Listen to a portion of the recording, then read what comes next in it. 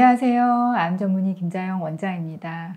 며칠 전에요. 저희 병원에 어떤 환자분이 내원하셨었냐면 담낭암 환자분이셨고요. 이분이 이제 5년 완치 판정을 받으셨어요. 그래서 이제 대학병원에서 그만 오셔도 됩니다. 이제 이런 이야기까지도 다 들었는데 그래도 너무 불안하고 이제 걱정되시는 거예요. 대학병원에서 이제 오지 말라고 하니까 정말로 나 괜찮은가? 정말 더 다른 치료는 안 해도 되는가? 이제 치료 관련 어떻게 관리해야 되나 이제 이렇게 진료를 오셨는데 자, 제가 이분 이제 진료를 하고 나서요. 환자분들 그럴 수 있겠구나. 지금 5년 이제 거의 다 된 분들 아니면 4년 된 분들 아니면 5년 이제 넘은 분들 이분들도 불안하고 걱정될 수 있겠구나.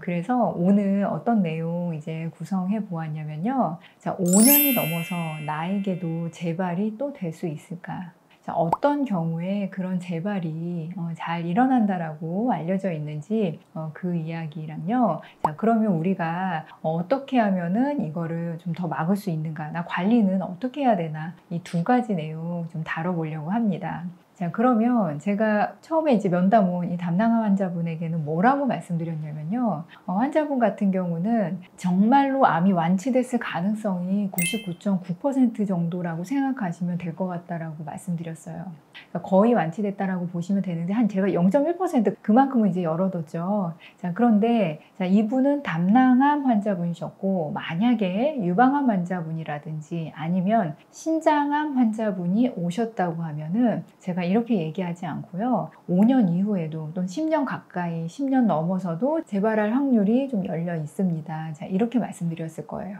자, 무슨 말이냐면 암의 종류마다요. 아주 늦은 재발이 조금 더 많이 일어나는 암들이 있어요. 대표적인 암이 어떤 암이냐면 여러분들은 사실은 이제 유방암 보통 많이들 생각하고 계시는데 유방암보다 이제 연구에서 아주 늦은 재발, 10년 넘어서 전이암으로 늦은 재발이 사실 가장 많이 일어난다라고 알려진 암이 두 가지 암이 있어요. 한 가지는 신장암이고 한 가지는 피부 흑색종이에요. 자, 이 두 경우는 이제 10년이 지나서 아주 늦은 이제 전이암 재발이 일어나는 걸로 알려져 있는 암이고 신장암 같은 경우는 모든 전이암 환자분들을 이제 조사하다 봤더니 전이암 환자의 10% 정도에서 아주 늦은 재발이 일어나더라. 자, 이렇게 알려진 암입니다. 자, 그런데 제가 아까 담낭암 환자분은 좀 그럴 가능성이 너무 적다라고 이제 말씀드린 게 이 담낭암이라든지 담관암 그리고 췌장암 이렇게 암세포가 빨리 급진적으로 전이되고 재발하는 이제 암의 경우는 이제 5년이 지나서 다른 전이암이라든지 아니면 수술 부위 주변으로 재발할 가능성은 정말 많이 이제 낮아지기는 해요. 자, 그래서 제가 이제 그분에게는 담낭암 환자분에게는 조금 안심하셔도 될 것 같다 이제 이렇게 말씀을 드렸습니다. 그리고 여러분들이 이제 사실 많이 보는 분들은 유방암 환자분들이죠. 유방암은 그래서 지금은 완치를 이제 10년으로 보고 있고요. 자, 10년 이후에도 심지어는 이제 재발하는 분 계시고 저도 이제 7년, 8년, 이제 9년 이런 연차 때 전이암으로 진단받는 분들 이제 보게 되거든요. 그래서 늦은 재발이 또 우리 주변에서 많이 보게 되는 건 유방암인데 그 이유는 유방암이 워낙 암 진단명 중에 1위나 마찬가지인 암이기 때문에 워낙 많은 환자분 중에서 재발이 일어나기 때문에 우리가 느끼기에는 주변에서 이 유방암이 이제 전이암으로 늦은 재발이 많은 걸로 이제 보이게 되는 겁니다. 자, 그리고 제가 이제 실제로 이 유방암이나 신장암 환자 외에 아주 늦은 재발을 본 분은 이제 폐암 환자 분이셨거든요. 이분 같은 경우도 10년 거의 다 돼서 맨 처음에 10년 전에 본인이 진단 받을 때는 1기였는데 갑자기 이제 전이암으로 다발성으로 이제 전이암 진단을 받은 분이 이제 계시긴 했어요. 그래서 이렇게 늦은 재발이 있기는 있다. 근데 아주 이제 낮은 퍼센트로 이제 있습니다. 자, 그러면 우리가 어떻게 생각을 해야 되나? 어떻게 관리를 해야 되나? 5년이 넘었는데도 내가 계속 불안에 떨면서 살아야 되나? 이런 걱정이 들잖아요. 그래서 이제 제가 두 번째 어떻게 그러면 우리가 받아들이고 어떤 방법이 있는가 이제 말씀을 드릴 건데 이걸 이야기하려면 이렇게 늦은 재발이 일어나는 암세포의 좀 성질을 알아야 돼요. 그래서 연구자들이 이거에 대한 연구 또는 이제 의문점이 많이 들었고, 그래서 많은 이제 가설들을 가지고 이제 접근을 했는데, 어떻게 보는 경향이 많으냐면, 이렇게 늦은 재발, 또 10년 가까이 10년 넘어서 이렇게 재발하는 경우는 암세포가 도먼시라고 하는데요. 그러니까 휴면 상태에 있다가 깨어난다라고 보는 경향이 커요. 자, 보는 경향이 크다라고 제가 말씀드리는 거는 이거를 100% 그렇게 적용을 할 수는 없지만, 우리가 설명할 수 있는 가설 중에서는 이렇게 도먼시, 휴면 상태로, 그러니까 세포라는 거는 있으면요, 그냥 살아서 활동을 하든지 아니면 세포 분열을 하든지 아니면 세포 자체가 노쇠에 의해서 제거되든지 이런 셀 주기를 갖게 되는데, 어떤 세포들은 그냥 세포가 휴면 상태, 잠자는 상태로 이렇게 멈춰 있는 세포가 생길 때가 있거든요. 그런데 이런 암세포가 맨 처음에 원발 부위에서 떨어져 나와서 전이암의 어느 부위인가 가 있다가 이 암세포가 살아있는 게 아니라 잠자듯이 휴면 상태로 빠져들고, 자, 그게 좀 시간이 지나다가 어느 순간 깨어나고, 깨어난 상태에서 이제 몇 년 동안 자라나서 우리 눈에 보이게 되는 거다. 지금 이렇게 보는 경향이 큽니다. 자, 그래서 그럼 이 휴면 상태에 있는 암세포를 무엇이 깨우느냐? 자, 이거는 이제 그 다음은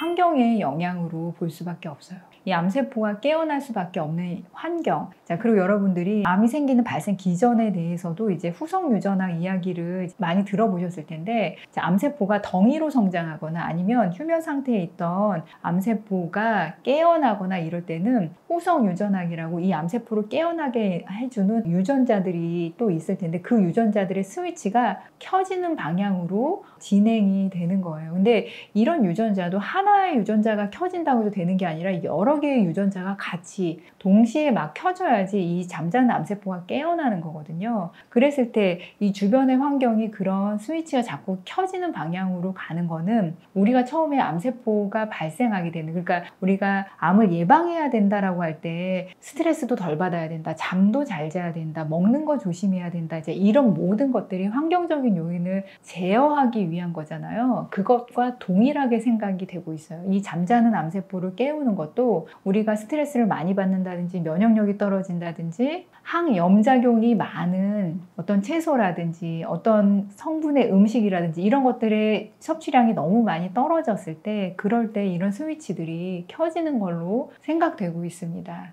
자, 그리고 심지어는 우리가 암 진단을 안 받은 분들조차도요, 일반인들도 몸 안에 이렇게 휴면 상태의 암세포가 있는 경우들이 있다라고 보고 있어요. 그리고 이 암세포들도 다시 깨어나면 이제 진행이 되고 암을 진단받게 되는 건데, 자, 그래서 여러분들이 5년 가까이 암 관리를 정말 잘해서 완치 판정을 받을 예정이다, 또는 완치 판정을 받았다. 그럼 그 이후에는 어떻게 관리하느냐? 만약에 늦게라도 재발을 하는 암세포가 있다고 하면 그거는 내 몸의 휴면 상태로, 세포 정지 상태로 있는 암세포들이다. 근데 그 암세포들이 깨어나는 거는 여러 가지 환경적 요인에 의해서 그 암세포를 깨어나게 하는 유전자들이 동시다발적으로 켜지는 건데, 이런 유전자들이 안 켜지게 하려면 우리가 기본적으로 건강을 위해서 하는 행위들 있잖아요. 잠 잘 자는 거, 면역력 올리는 거, 혈압 관리하는 거, 당뇨 관리하는 거, 좋은 음식 먹는 거, 항산화 작용이 많이 있는 채소 많이 먹는 거, 그 다음에 항염작용이 강한 어떤 특별한 성분들 있잖아요.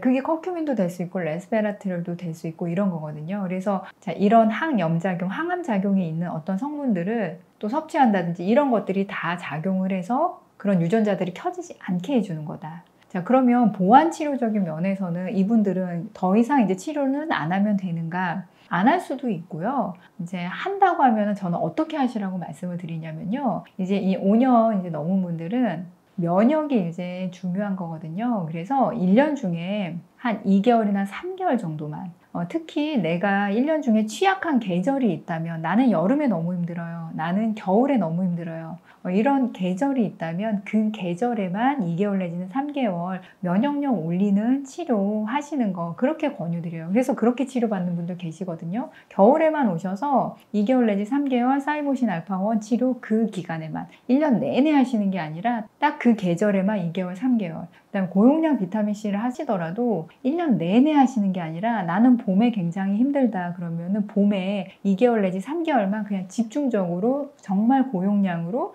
횟수도 주 2회 내지 3회로 집약적으로 2개월 내지 3개월 딱 치료하고 그 다음에 이제 일상으로 관리하는 거. 이렇게 하시라고 말씀드려요. 다시 정리드리자면 늦게 5년 넘어서 특히 10년 가까이 돼서 10년 넘어서 전이암 되는 분들이 있으시다. 근데 이런 암들의 병태 생리는 우리가 휴면 상태에 있던 암세포들이 깨어나는 걸로 그렇게 이해하는 경향이 가장 크다. 그렇다면 이런 휴면 상태의 암세포가 깨어나지 않게 하려면 이걸 깨어나게 하는 스위치들이 일어나지 않도록 켜지지 않도록 하는 건데 그게 바로 우리가 일반적으로 말하는 면역관리, 생활관리, 혈압관리, 당뇨관리, 영양제관리 이 모든 것들이다. 자, 그리고 보완치료 면에서 여러분들이 어떤 치료를 하실 때는 1년 내내 하시는 게 아니라 이런 분들은 1년 중에 2개월 내지 3개월만 집중적으로 사이모신 알파원, 고용량 비타민C 이런 식으로 하시는 거다. 자, 그게 아니면 제가 지난 시간에도 말씀드렸듯이 겨우살이 주사. 자, 암을 진단받은 지 조금 시간이 된 분들도 그때부터라도 다시 시작해서 몇 년간 하실 수 있는 게 겨우살이 주사고, 자, 늦은 재발을 막는 데 있어서 면역력이나 또는 항암 성분적으로 안전하게 가장 추천드릴 수 있는 치료가 이제 이 겨우살이 주사 치료입니다. 자, 여러분들 중에서 이제 5년 완치 판정 앞두고 있는 분들 계시다면 너무너무 축하할 일이고 기쁜 일이에요. 그런데 마음 한구석에서 좀 고민되는 거 있다면 오늘 이제 영상 들은 게 좀 궁금증, 답답함 해결해 주는 영상이었으면 좋겠습니다. 우리 암 치료 관리에 대해서 제대로 알고 끝까지 꼭 성공했으면 좋겠습니다. 암 치유할 수 있습니다. 화이팅!